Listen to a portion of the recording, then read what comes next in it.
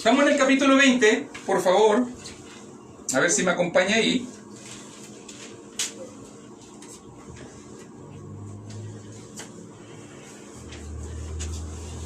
Versículo 1 al versículo 16. A ver si hacemos la lectura.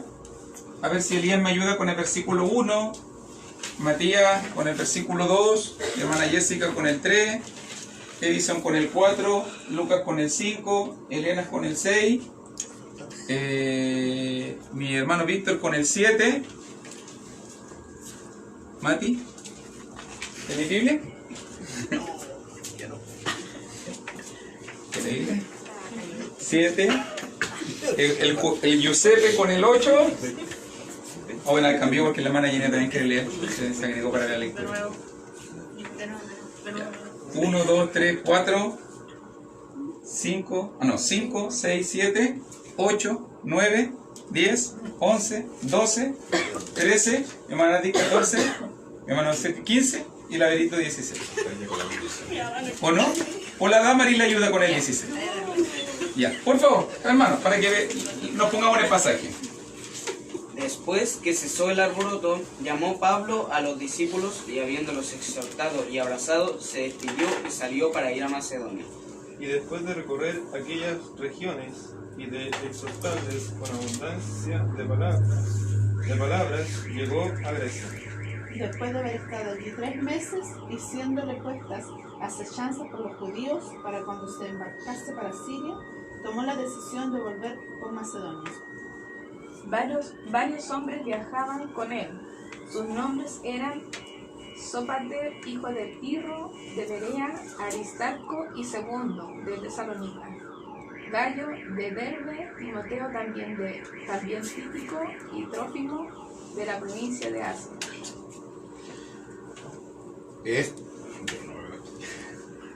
Estos, habiéndose adelantado, nos esperaron en Troas.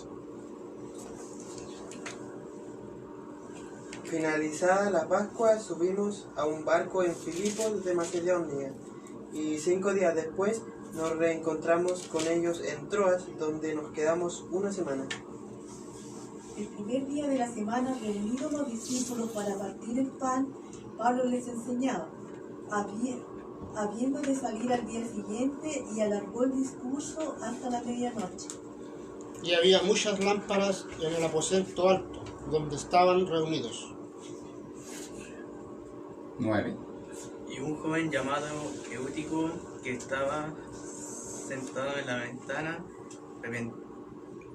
rendido de un sueño profundo, por cuanto Pablo disertaba largamente, vencido del sueño, cayó del 3er piso abajo y fue levantado muerto. Entonces descendió Pablo y se echó sobre él, y abrazándole dijo: no os alarméis, pues está vivo. Después de haber subido y partido el pan y comido, habló largamente hasta el alba y así salió. Mientras tanto, llevaron al joven a su casa vivo y sano, y todos sintieron un gran alivio.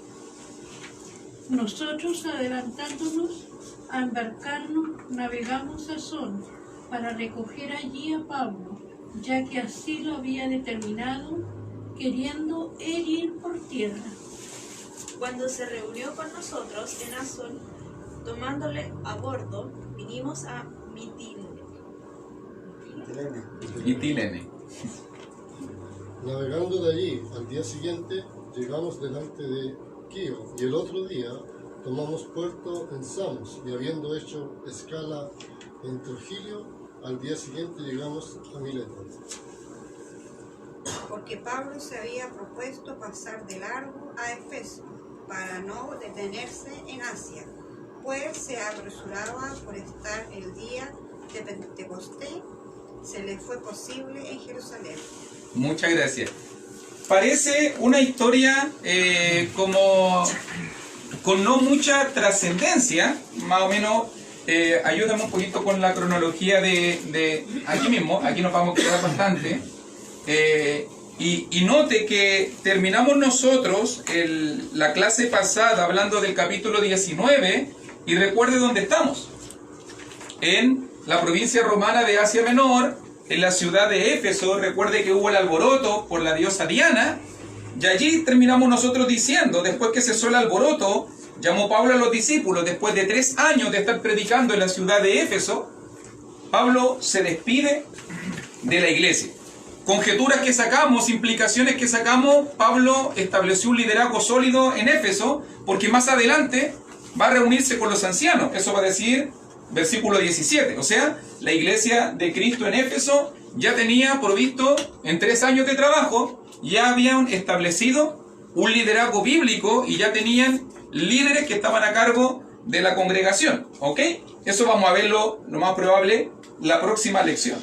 Pero note bien esto, porque cuando mencionamos el viaje, Pablo pasa de Éfeso y se despide, versículo 1, y salió para ir a Macedonia. Recuerde que Macedonia es este lugar. Filipo, sobre todo, es capital de la provincia, o es una de las capitales de la provincia de Macedonia. Y después de recorrer aquellas regiones y exhortarle con abundancia de palabras, llegó a Grecia, a toda esta zona. O sea, Pablo tiene que haber hecho un viaje en barco, lo más probable, y ya llegó a Macedonia y todo lo demás. Ahora, ¿por qué es relevante esto? ¿Por qué es relevante esto?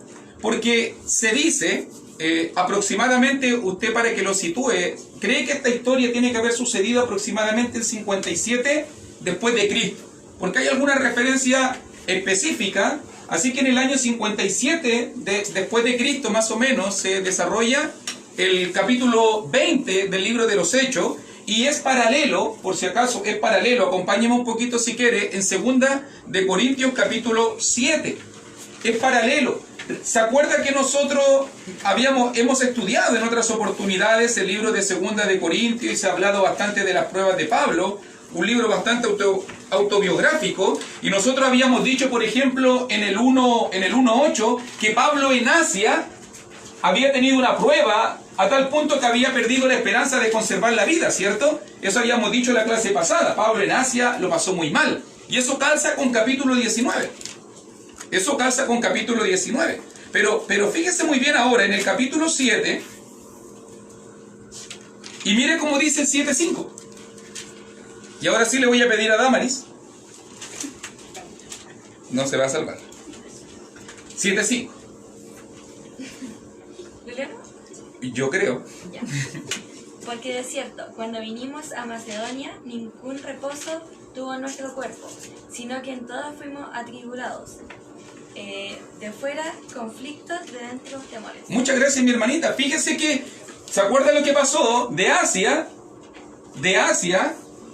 incluso hay una referencia por ahí, es tremendo, ¿sí?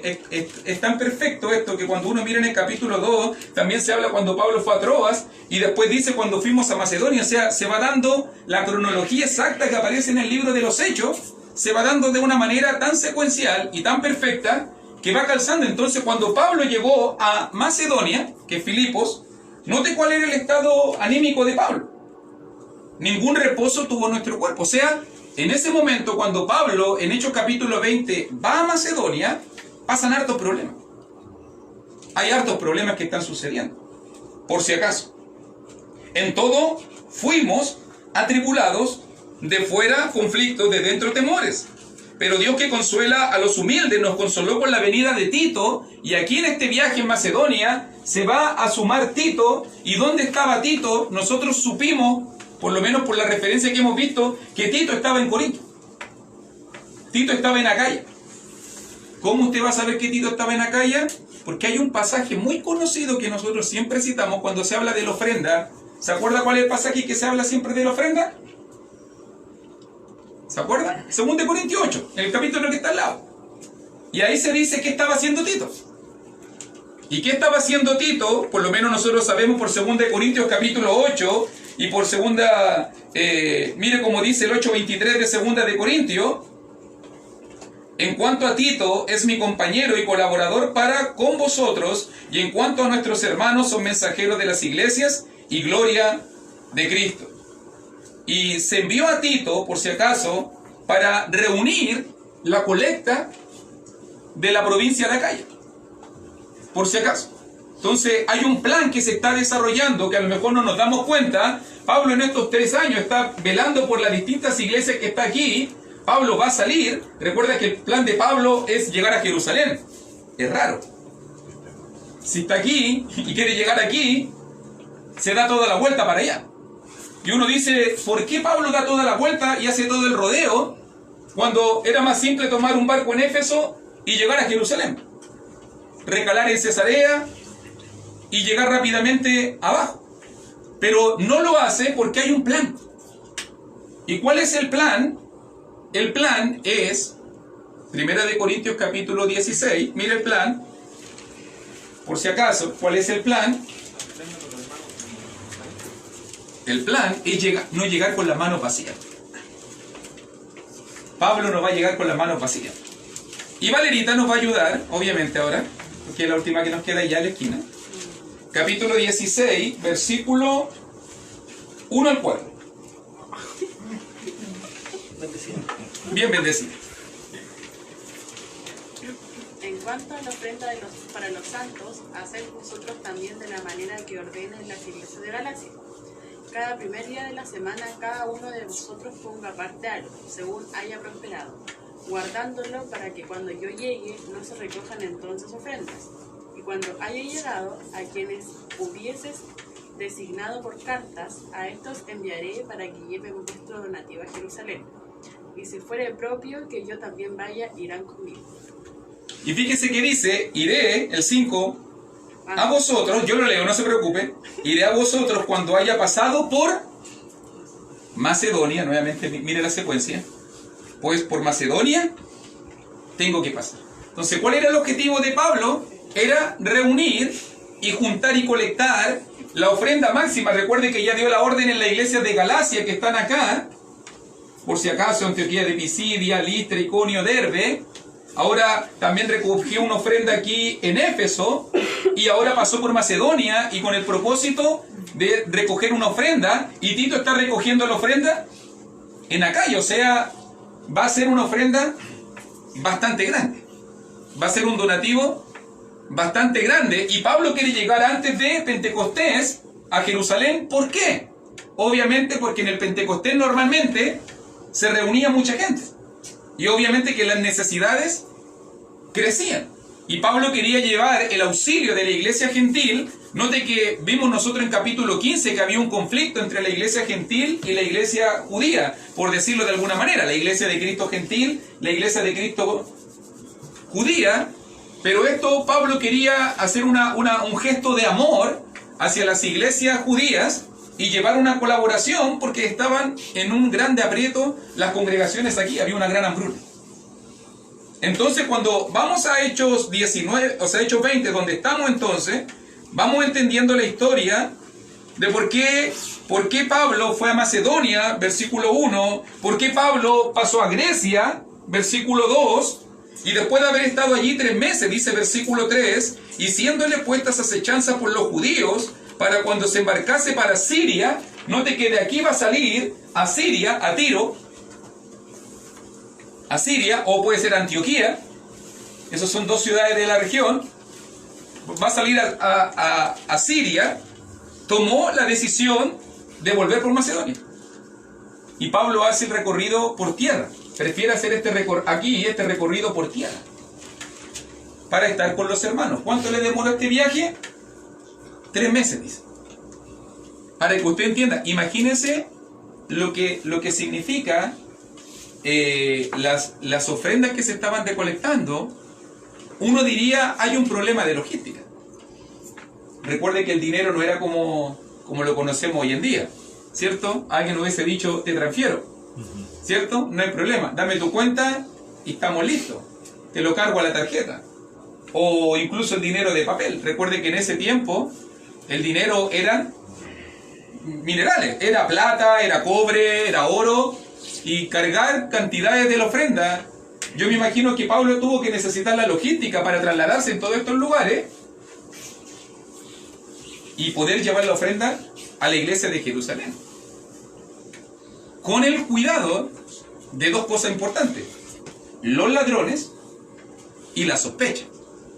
Porque imagínate que un solo hombre se encargue de llevar toda esta ofrenda, toda la gente va a decir, medio raro, se puede perder una monedita por aquí de plata, se perdieron unas moneditas de oro, no llegó toda la ofrenda, la información no corre como los tiempos de ahora, donde la gente manda un comprobante de transferencia y uno más o menos sabe cómo es, y pueden incluso haber habido sospechas para que este proceso fuese tan respetuoso. Usted va a ver en 2 Corintios capítulo 8 que Pablo va a hacer un método, y lo que leímos en 1 Corintios 16 es que cada iglesia que enviaba un donativo debía enviar un representante.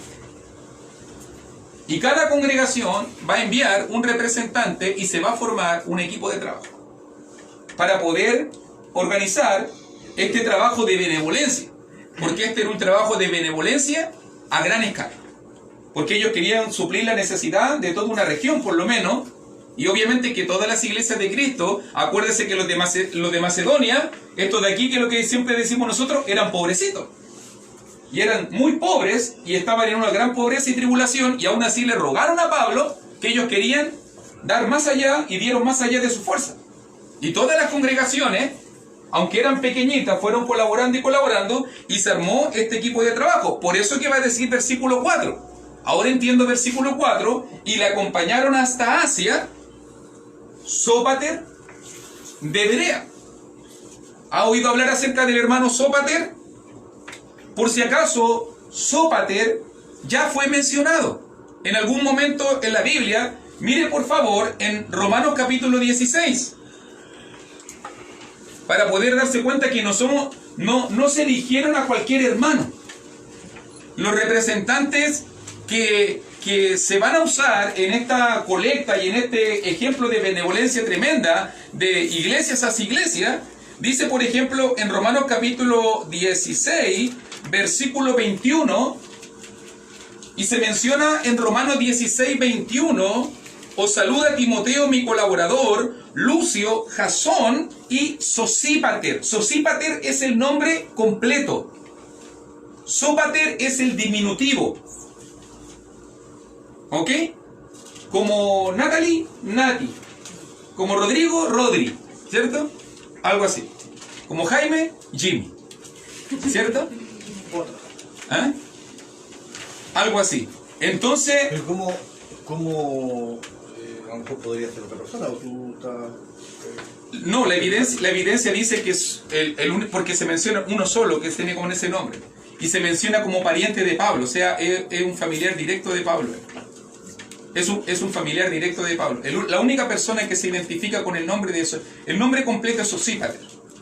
Es el nombre completo. Pero cuando aparece Sópater es el diminutivo. Es lo mismo que Priscila. ¿Se acuerda cuando aparece Priscila? Y dice Prisca. Y uno dice, ¿por qué dice Prisca? Cuando dice, ve que cuando habla de Aquila y Prisca es el diminutivo. O lo mismo el nombre de Silvano. ¿Se acuerda Silvano? ¿Y cuál es el diminutivo de Silvano? Silas. No, Silva no. Silas. Silas es el diminutivo de Silvano. Y cuando hablamos de Silvano y Sila, es la misma persona, pero está usando solo un sinónimo.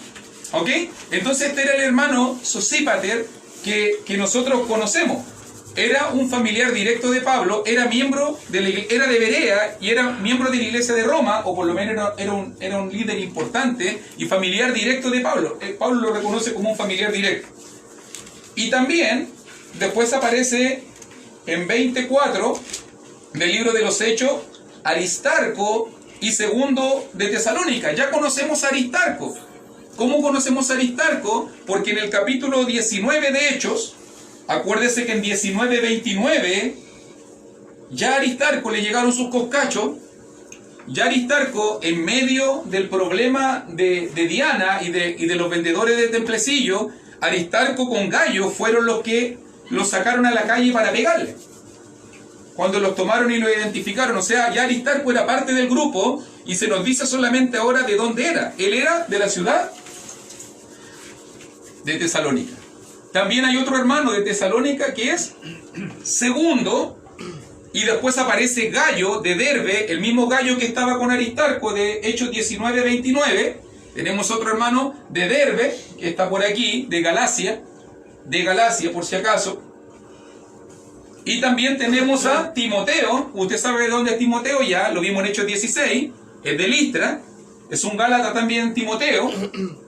El joven que tenía un padre no cristiano y una madre y abuela cristiana que lo guiaron en el camino de Dios. Y después aparece Tíquico y Trófimo, que son de Asia. Y por si acaso Tíquico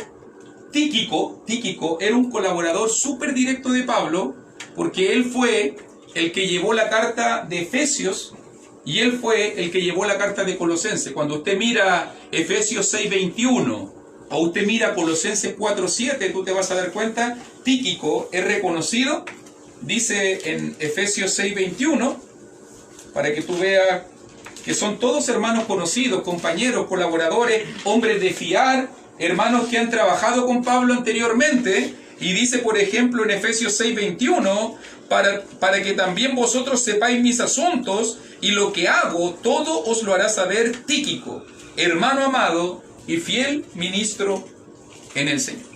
Por si acaso. Ahí está el hermano Tíquico. Y Trófimo, por si acaso sabemos algo de Trófimo, también nosotros vemos en Trófimo, por ejemplo, en 21:29, Trófimo se va a hacer súper famoso. En 21:29. Y Trófimo es de Éfeso. O sea, estos son hermanos, por si acaso, Tíquico y Trófimo, lo más probable que salieron con Pablo hacia Macedonia. Y el hermano Trófimo fue justo al que pillaron con Pablo cerca del templo, y por culpa de Trófimo fue que Pablo lo pescaron, lo agarraron a combo, a patada, y tuvieron que sacarlo del templo detenido y como bulto. Que después vamos a ver nosotros que hay un alboroto en el templo de Jerusalén, y el hermano que justo estaba con él, vestido de griego, porque culparon a Pablo que metió griego al templo, fue Trófimo. ¿Ok? O sea, que eran compañeros habituales. Eran compañeros habituales de Pablo. Trófimo lo acompañó hasta Jerusalén. Hay otras oportunidades donde vimos también al hermano Trófimo, por ejemplo, cuando Pablo está preso en Roma, en su último encarcelamiento, Pablo manda saludos, y Trófimo en ese momento está enfermo en la ciudad de Mileto, por si acaso, está enfermo también. Así que, para poder darse cuenta, los elegidos para esta misión fueron hermanos conocidos, reconocidos de las distintas iglesias: Sosípater de Berea, Aristarco y Segundo de Tesalónica, Gallo de Derbe, Timoteo, y de Asia Tíquico y Trófimo. Y note muy bien, porque hay alguien más que se suma al viaje. Versículo 5, ¿quién más se suma al viaje?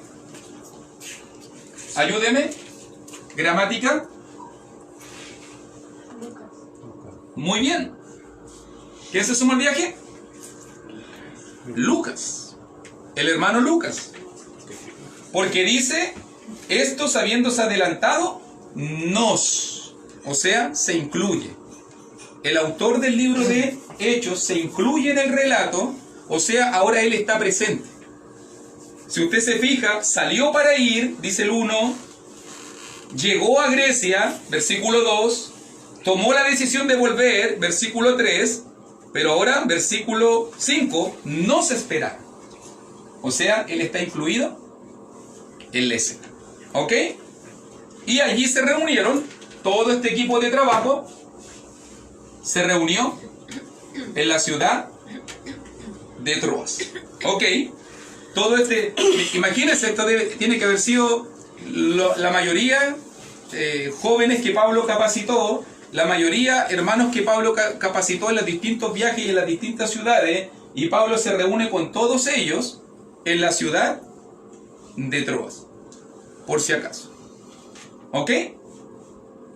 Y allí, versículo 6, y nosotros, obviamente dice, y nosotros, pasados los días de los panes sin levadura, navegamos de Filipos, y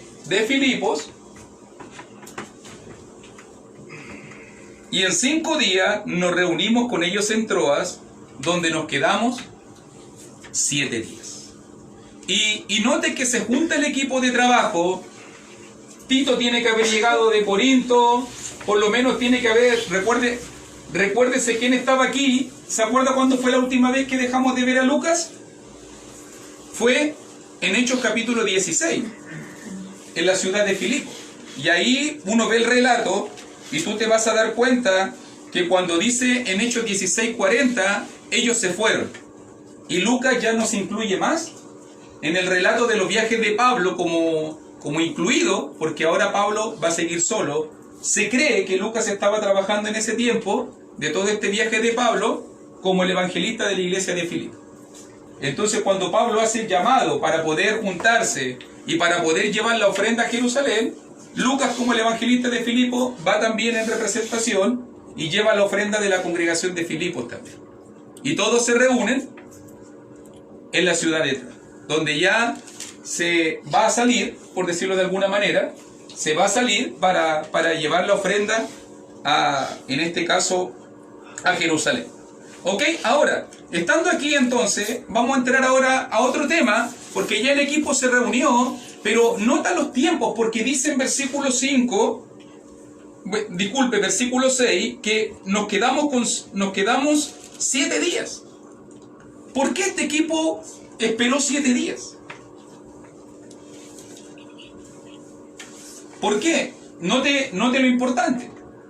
Algo sumamente importante que se infiere en este pasaje y que debe ser defendido siempre. Porque ellos se demoraron 5 días, hasta llegar a Troas. Esto es lo que yo siempre le digo a la gente.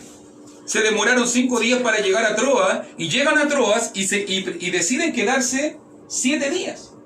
¿Y por qué deciden quedarse 7 días? ¿Qué va a pasar después en el versículo 7? ¿Por qué se quedaron 7 días? Para estar con la iglesia. Para estar con la iglesia. Porque la cena del Señor para ellos era importante. Para que usted se dé cuenta, nos quedamos 7 días. Esperaron 7 días en un lugar porque querían estar con la iglesia. Habrán trabajado, mira el equipo que había, lo más probable es que tienen que haber trabajado en la obra, lo más probable es que tienen que haber visitado a los hermanos, lo más probable es que tienen que haber hecho estudios, tienen que haber cantado, no sé, imagínense el equipo de trabajo que estaba ahí.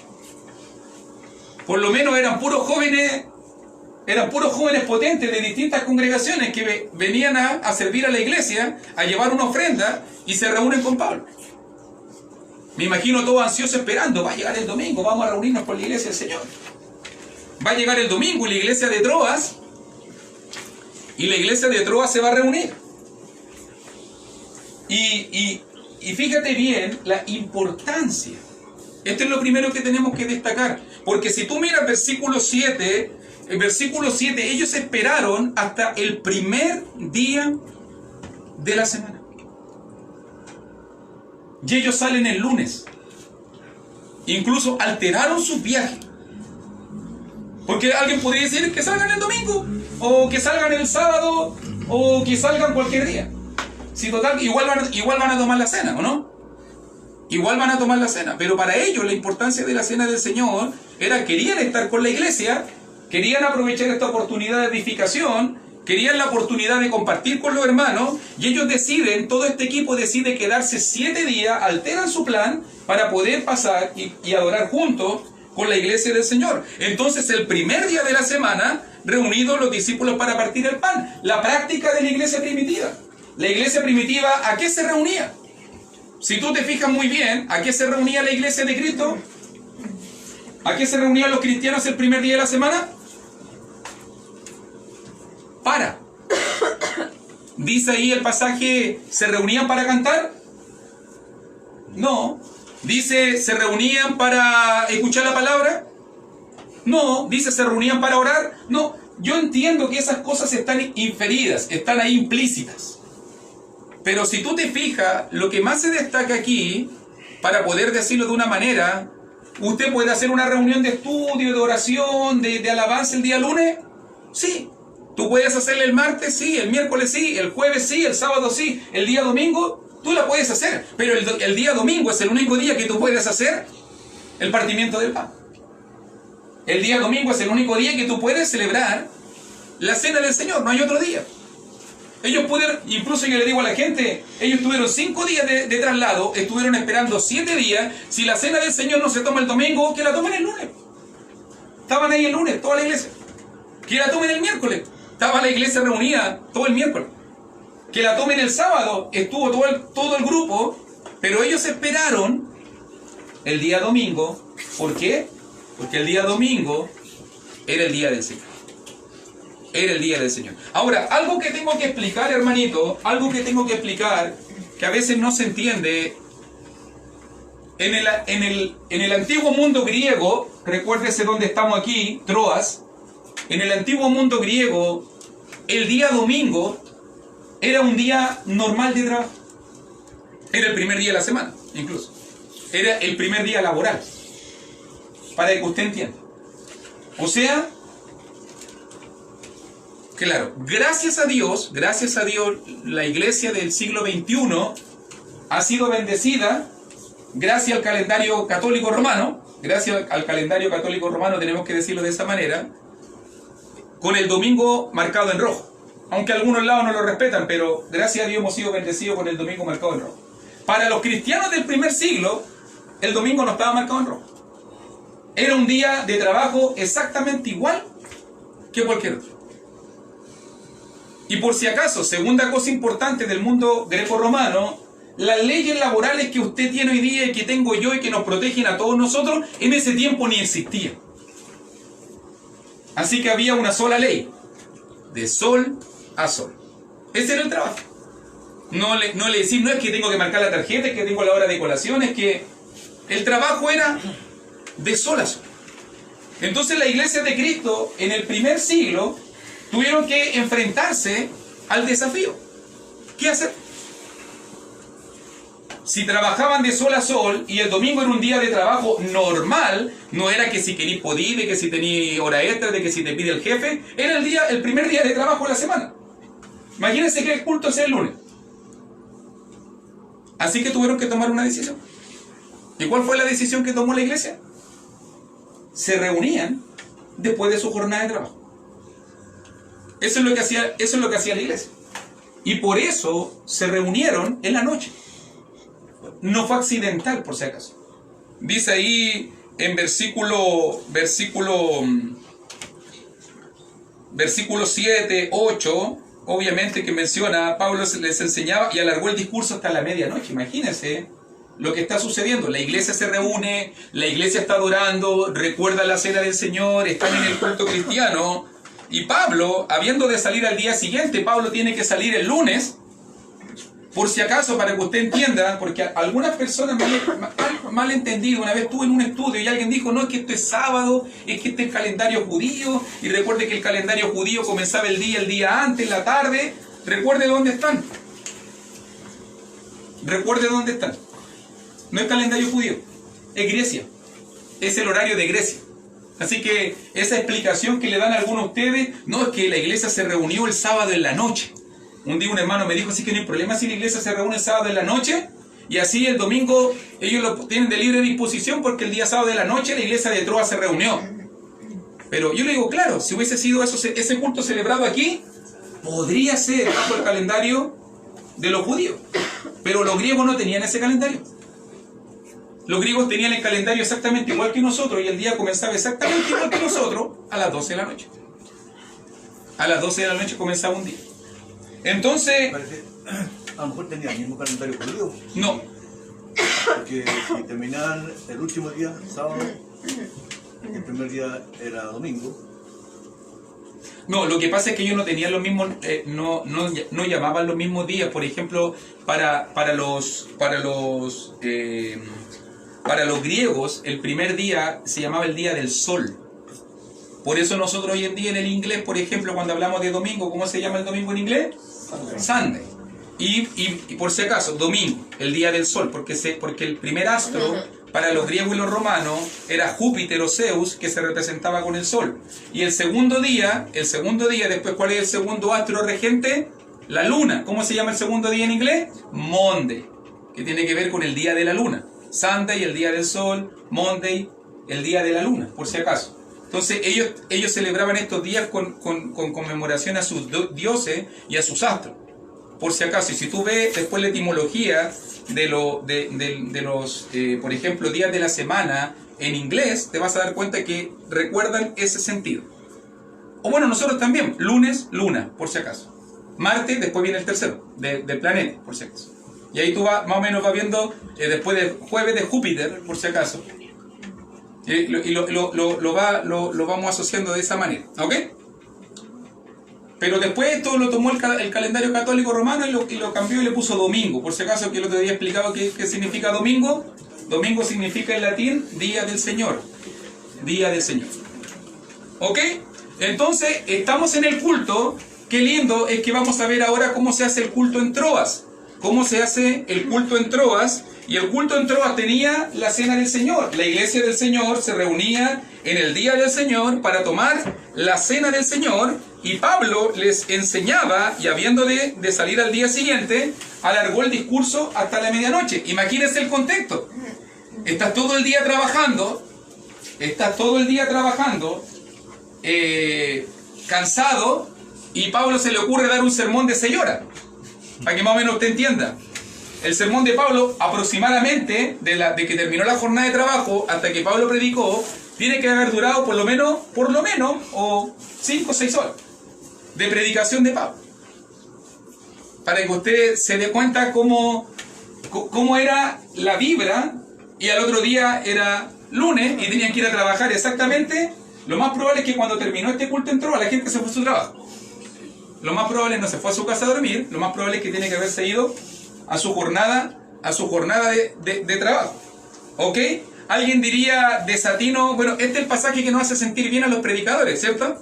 Cuando miramos el versículo 7, por lo menos digo, nunca he predicado hasta la medianoche ni he predicado a 6 horas, ¿cierto?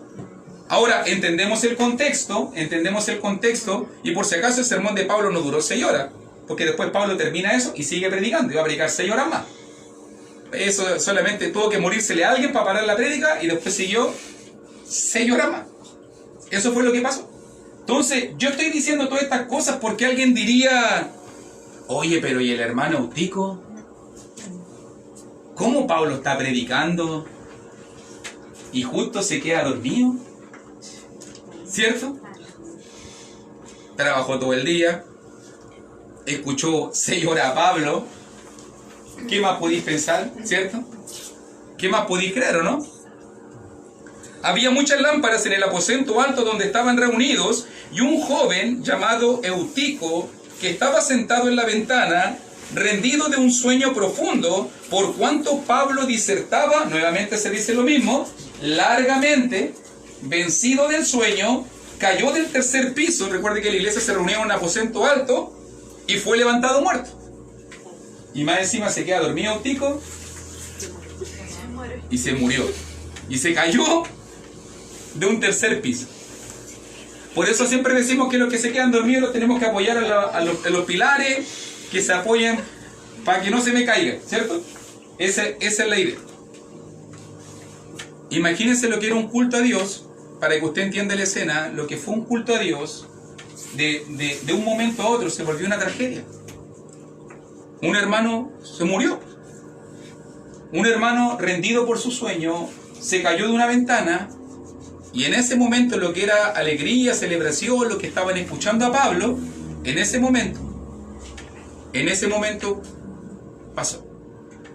Por si acaso, yo creo, y esto es importante, yo no creo que Pablo fue desatinado, por si acaso, porque a veces uno dice, oye hermano, es que, porque aquí yo siempre he escuchado, no es que un sermón tiene que durar media hora, porque media hora es la concentración de la gente. Yo creo que Pablo es una persona súper instruida y guiada por Dios, por el Espíritu Santo, ¿cierto? Y yo creo que él no va a hacer algo que no corresponda, y por lo menos yo creo que hay momentos donde hay sermones que tienen que durar media hora, y a lo mejor hay momentos donde sermones que tienen que durar 6 horas. O sea, hay momento y momento. Y por lo menos Pablo eligió el momento adecuado. A lo mejor no iba a haber más la iglesia en Troas, no lo sé. A lo mejor era poco el tiempo que había pasado con ellos. A lo mejor era necesario y pertinente un sermón de 6 horas por el contexto de que se veían o no se veían. Pero Pablo tomó esa decisión, y eso no violó el hecho de no poder retener.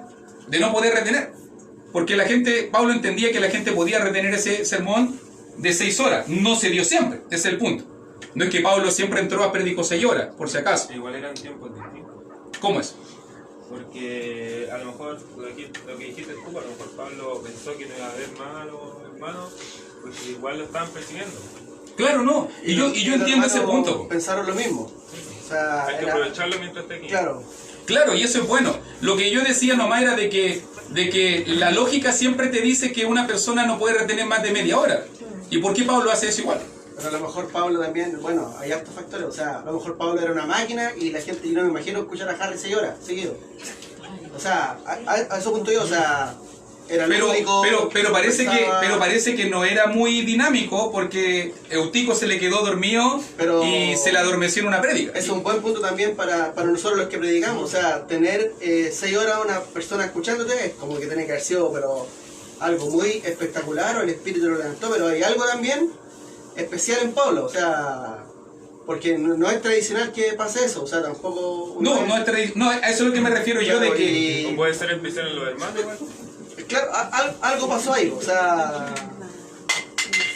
Porque puede ser el predicador o puede ser el hermano. Claro, o sea, había algo. Que perfectamente, a lo mejor Luis puede haber predicado 6 horas. Un dinamismo, no sé, puede no sé estar hablando solo. Pero parece que no, porque vuelvo a decir lo mismo, parece que no, porque Eutico...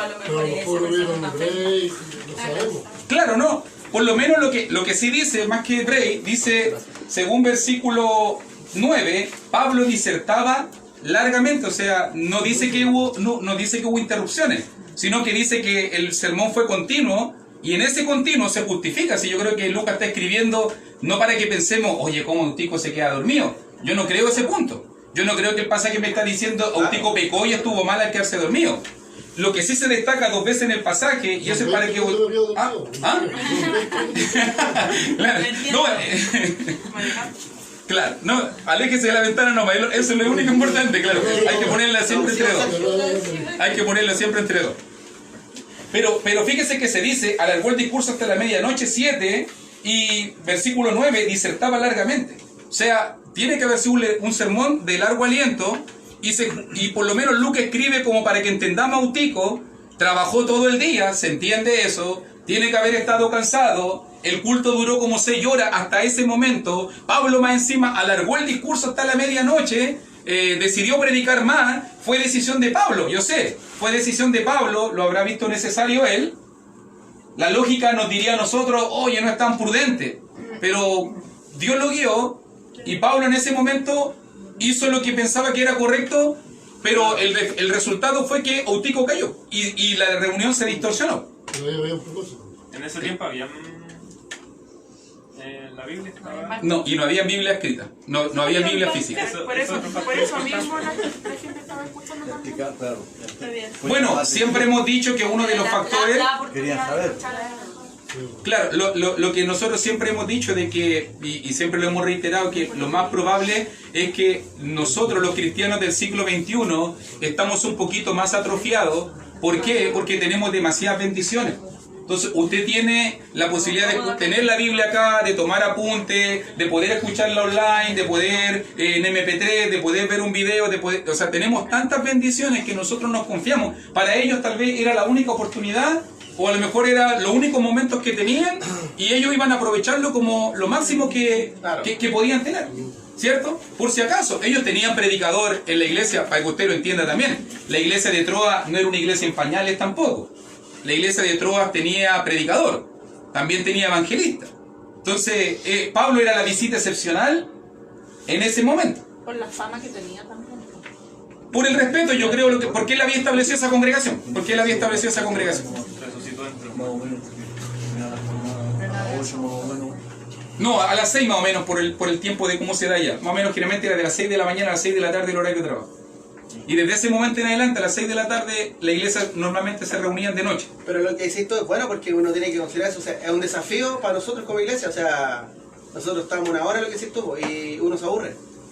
Pero también es un desafío para los que predicamos, o sea, claro, es un desafío para todos. Hay que buscar maneras. Sí, pues, sí, por eso, 6 horas, tener una persona 6 horas sentada, o sea, hay algo diferente ahí, o sea... No creo que haya sido algo que decía yo, como algún hermanito que yo he visto 1 hora y tanto, y yo a los 10 minutos me desconecto porque no entiendo, o sea, tiene que haber sido algo especial. Pero hablaba también fuera algo que no la habían escuchado nunca. O puede ser... Lo asombraba. Era todo diferente porque igual el horario de trabajo era aún mayor que ahora. Claro, 12 horas. 12 horas de trabajo, y el cansancio era tremendo, pero yo quiero que veamos ese punto, porque obviamente que no estoy diciendo que el patrón del culto en Troas tiene que ser el patrón del culto en cada iglesia de Cristo. Obviamente no es así. No es así. Porque tampoco mueren personas y las resucitamos. Tampoco, ¿cierto? Obviamente. Pero claro, hemos escuchado más de algún ronquillo y algunos cabezazos y piñicones. Eso lo hemos visto. Y codazos. Pero más allá... Pero más allá de eso, y dulcecito algunos por ahí, ¿cierto? Pero fíjese bien que cuando sucede esto, un shock, el culto, si usted quería un momento de dinámica, aquí llegó el momento de dinámica. Un muerto, ¿qué hacemos con el muerto? Todos despertaron. Me imagino que el que está al lado de un tico, menos mal que no me caí yo. No, y el que estaba al lado jugándolo, un tico, ¿cómo te caí dormido? Qué terrible. ¿Cómo no hay a escuchar se llora Pablo? ¿Cierto? Qué terrible este hermano. Juguemos a un tico. Qué fea la actitud. ¿Cierto? Todos jugando a un tico porque se quedó dormido. Poco espiritual este hermano, se quedó dormido, se llora, miren, y por eso Dios te castigue, te moriste. ¿Cierto? ¿Viste? Como piensa la gente hoy en día. Pero ese momento Pablo lo aprovechó. Versículo 10, entonces descendió Pablo y se echó sobre él. Y por si acaso, una de las maneras como se obra, a veces se hace con la mano, a veces vemos la sombra. Pablo se tiró completamente delante, arriba de él. Se tiró, claro, por si acaso, la palabra en griego dice eso. Se puso directamente. ¿Ah? No se tiró del tercer piso, por si acaso. No. Bajó, hermana Vero, bajó. Habían escalera en ese tiempo, por si acaso. Sí, claro, no era lucha libre ni nada de eso. No lo despertó Aguat. Entonces, baja los 3 pisos, se pone sobre él, lo abraza y dijo: no os alarméis, pues está vivo. O sea, lo resucitó. Y después de haber subido, versículo 11, partido el pan y comido, habló largamente hasta el alba y así salió. ¿Ok?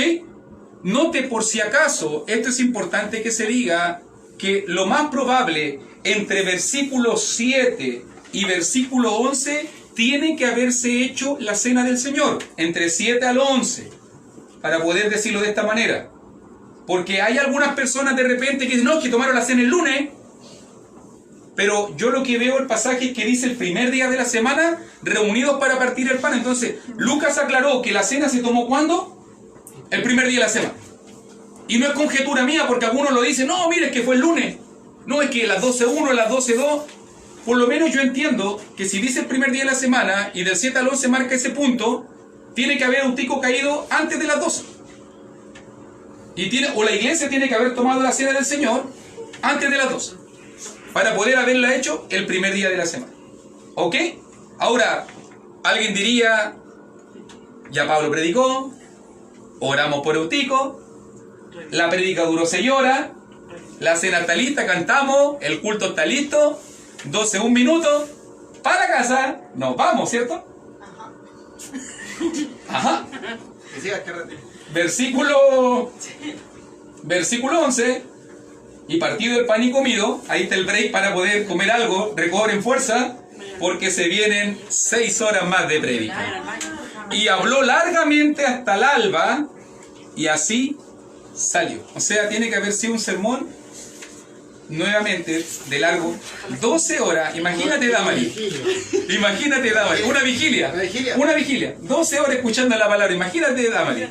Amén. Eso, bueno.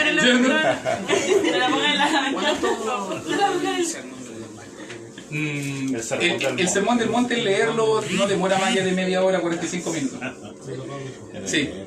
Para que... Aquí hay una evidencia, por si acaso, de vigilia, sin ponerle un nombre. Hay una evidencia de iglesias de Cristo reuniéndose. Y claro, no lo invitamos nunca más. Y nos predicaría un hermano de esa manera, no lo invitamos nunca más. Y fíjese que dice: y así salió. Y yo digo, qué tremenda la dinámica, porque eso es lo que yo quiero destacar de la iglesia de Troas. Porque no quiero enfocarme ni en Eutico, porque se quedó dormido en un sermón de Pablo.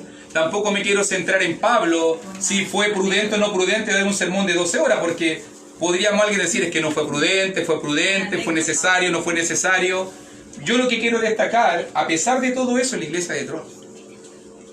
Porque la iglesia de Troas fue la que tuvo que recibir ese sermón. Y la iglesia de Troas trabajaron todo el día, fueron al culto, estuvieron toda la noche en el culto, estuvieron hasta la madrugada en el culto, termina el culto en el alba, ¿y qué es lo que tienen que hacer al otro día? Ir a trabajar. Segundo día de la semana. Inmediatamente, de ahí mismo. Y Pablo tiene que haberle dicho, hermanito, si quieren me quedo un día más y predico la noche de nuevo. Gracias, hermanito. Váyase nomás, sígase. ¿Cómo haría viajar? ¿Dormir en el viaje? Hermano, no. Recuérdese que no habían buses. Se tenía que irse a patita. Recuerde que tenía que irse a patita. Ok, entonces, y llevaron al joven vivo y fueron grandemente consolados. Nos adelantamos a embarcarnos y note nuevamente, nosotros, versículo 13, navegamos a Asón, versículo 13, cuando se reunió con nosotros en Asón. Por si acaso Pablo quiso ir por tierra. Quiso hacer todo este trayecto por tierra, ya que así lo había determinado, queriendo él ir por tierra, dice el versículo 13, y cuando se reunió con nosotros en Asón, tomándole a bordo, vinieron a Mitilene. Por si acaso. Y después de eso, dice el pasaje, navegando de allí, al día siguiente llegamos delante de Quío, y al otro día tomamos puertos en Samos, y habiendo hecho escala en Trogilio, al día siguiente llegamos a Mileto. Lo más probable es que todos esos destinos que estaban acá, estaban en Troa, y Pablo quiso ir por este lado, y tuvieron que ir tomando puertos y distintos lugares, hasta llegar a la ciudad de Mileto, donde allí también había una iglesia del Señor, y donde Pablo va a tener una de las reuniones más importantes con un grupo de pastores, con un grupo de líderes de la iglesia. Pero fíjese, cosas importantes que aprendemos en la lección del día de hoy: el respeto que se dio, la misión que se dio, la benevolencia. Acaya, Macedonia, Galacia, Asia, todos estaban ayudando a una iglesia que estaba en necesidad, organizaron a sus mejores varones, enviaron ayudas, apoyo, para poder llevar una ofrenda y para poder ayudar, un tema de respeto. Cada uno envió sus representantes, cada uno envió su comitiva, se reunió este equipo de trabajo en Troas, y de aquí de Troas salen con esta ofrenda al primer puerto de Mileto. Pablo tiene que hacer algo más antes de llegar a Jerusalén. Y obviamente Pablo va a dar la última advertencia acerca de la apostasía, que vamos a estar mirando